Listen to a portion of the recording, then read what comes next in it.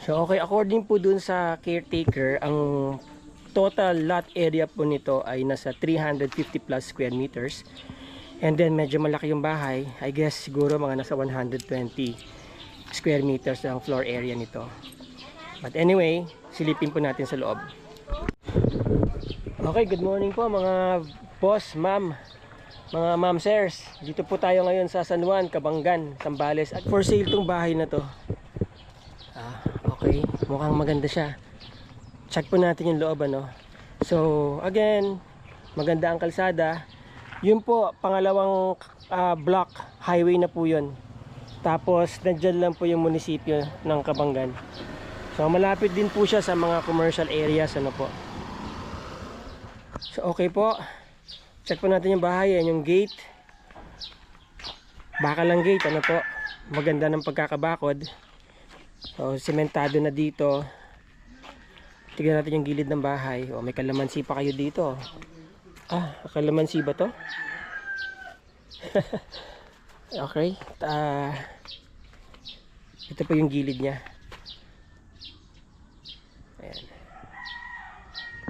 Check po natin hanggang sa likod bago po tayo pumasok sa loob ng bahay. So maganda pa po ang spandrels, no? Aluminum, hindi po basta-basta na, hindi po actually nabubulok yan at matagal na panahon bago masira yan. Naka-spandrels na po. And then ito po yung likod, maluwag pa. Oh. Yan. Maluwag pa yung likod. Yun, no?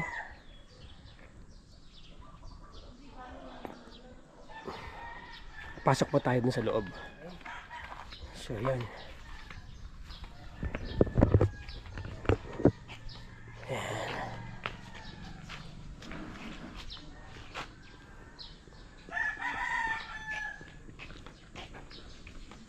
Then meron kayong may nyug pa kayo rito sa harap po.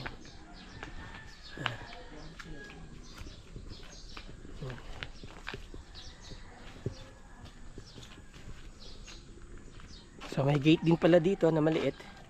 Medyo hindi lang naasikaso yung bahay, yung bakuran, ano. Meron kayong tanim na maliit na fire tree dito. Namumulaklak na siya. So may gate dito. Yan yung kubo. So yan yung bahay. Konting ano lang to, asikaso. And then dito sa gilid ay meron pang, so may maliit pa na daanan dito. May gate din. Meron kayong mga ganitong halaman, no? Maganda to. Yan. So ito yung house. Alright. So pasok po tayo sa loob. There you go. Oo.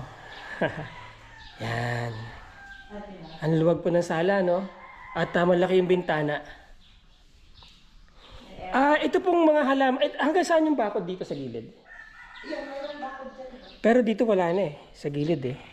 Hanggang saan ba? Yung gate, di ba may gate doon? Kakainin pa yun dito sa gilid? Yung katabing bahay, kamag-anak dito? Kapatid. Kaya pala ganun. Ha? Ancestral house yung kabila. So ito po yung kanilang sala. Actually may living room po dito. Maluwag, maaliwalas ang bahay, ano po. At meron din po dito. Yan. Okay, maaliwalas po yung bahay, maganda. Tapos ito po yung kanilang kitchen. Pwede na. Yan. Ayaw nyo sisikat kayo sa YouTube. Ayaw mo rin makita tayo sa YouTube. So ito na po yung kitchen. Ganda ng kitchen, mga ma'am sir, yan po. Okay, so maluwag po yung kitchen na. So mula dito sa kitchen, paglabas ninyo dito sa back door ay maluwag pa po ang property. Yon. So nakabakod na rin dito. Pwede pa po kayo maglagay dito ng structure or extension ng bahay just in case na gusto nyo. Pwede nyo rin pong gawin itong mini garden. Okay. So ito po yung loob ng kitchen, yung pinaka kitchen area. So ang style ng bahay parang American style, ano po. Ito po yung cabinet. Ayan o. Maganda pa po, matibay pa. So, dito na rin yung lababo. Maluwag, ano?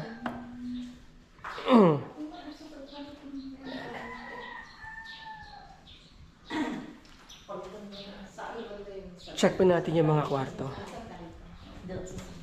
Alright, so meron... Maluwag po ang room. Okay, mataas ang kisame. Ang maganda sa bahay na ito, mataas po yung kisame niya, kaya hindi masyadong mainit. So from this point, yan, ito yung bintana ng isang kwarto, yan ang makikita nyo sa labas. Alright, and then may isang kwarto ulit dito na pareho lang sila ng size, halos. Corner room, ito po yung corner room. Yan. So ito yung view sa corner room, yan. Okay. Tapos ito rin. Yun. Alright. Sliding door.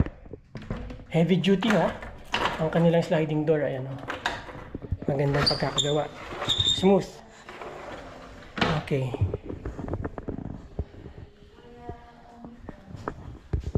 And then, ito po CR. Maluwag ang CR. Okay. Pwede na lang maglagay ng shower enclosure dito kung gusto niyo. Ayan. Tapos, ito po siguro yung master's bedroom, ano? Ito yung master's bedroom. Alright. So, meron kayong built-in cabinet dito. May sariling CR ang master's bedroom. Yun, no? Ito po yung CR ng master's bedroom. Okay. Yan. Magandang pagkaka-tiles.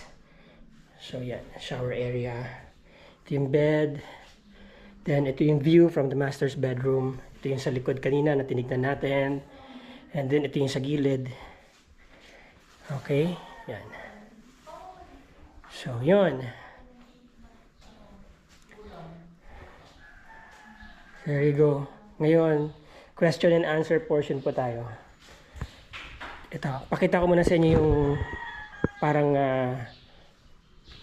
kitchen nila, pinaka-kitchen. Actually, ito na yung pinaka-kitchen. Kasi ito, living room pa rin, part pa rin po ng living room. And then, ito na yung kitchen. So, contiguous po yung kanilang yung pagkaka-design ng bahay, no? Kita lahat, maliban dun sa mga nasa loob ng kwarto. So, parang American style po yung bahay. Alright, so... question and answer po tayo, portion. Sino po pwedeng tanungin tungkol sa price? Ate, magkano ang asking price po ng may-ari? 5M. Halimbawang tatawad ang customer. Dalawa na silang mag-usap ng may-ari. Okay. So, kung sakali pong nagustuhan nila, ma'am, sir, i-connect po natin sila sa may-ari.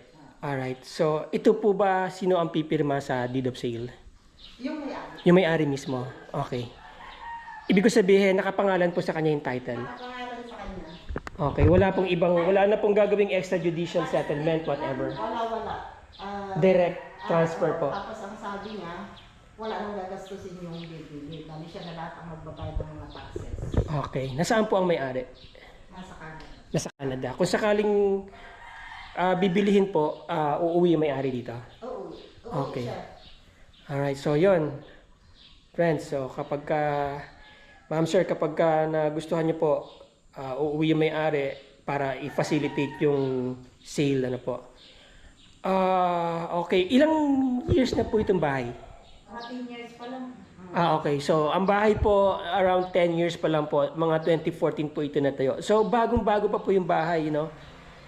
At ano po ba yung mga maiiwan dito, kasama sa package? Mag-iiwan siguro ito bago yun. Yung baul. Hindi kaya Pandora's box yan? Okay, ito maiiwan yan. Yung mga kama po sa loob. Yung kama hindi na kasi mga ano yan. Hindi na mga bago. Mga luma. Opo, pero kagaya nitong master's bedroom, mukhang maganda pa yung kama dito eh. Bago lang yung ano niya. Mm. Yung dito medyo Ayan. kawayan ata. Okay. Bagong bili. Bagong bili. So, ito po may iwan or ano po ba? Kagaya nito, may masalamin po dito. Oo. Itatanong ko na lang kung halimbawa. For sure, ano po. So, since na nasa Canada po kasi yung may-ari, yet to be confirmed kung ano po talaga yung mga maiiwan. But definitely, meron po mga maiiwan dito na gamit. Siguro tingin ko itong sofa maiiwan na yan. Ang total area po ng lupa nasa 350 plus square meters ano po. And then ito yung bahay, medyo malaki siya. Comment lang po kayo dyan. Nandiyan po yung link ko, yung email ko at saka yung aking Facebook account. Doon po kayo mag-message ano.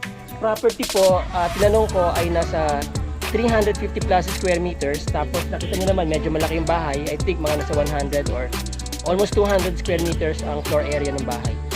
So again, maraming salamat sa inyo.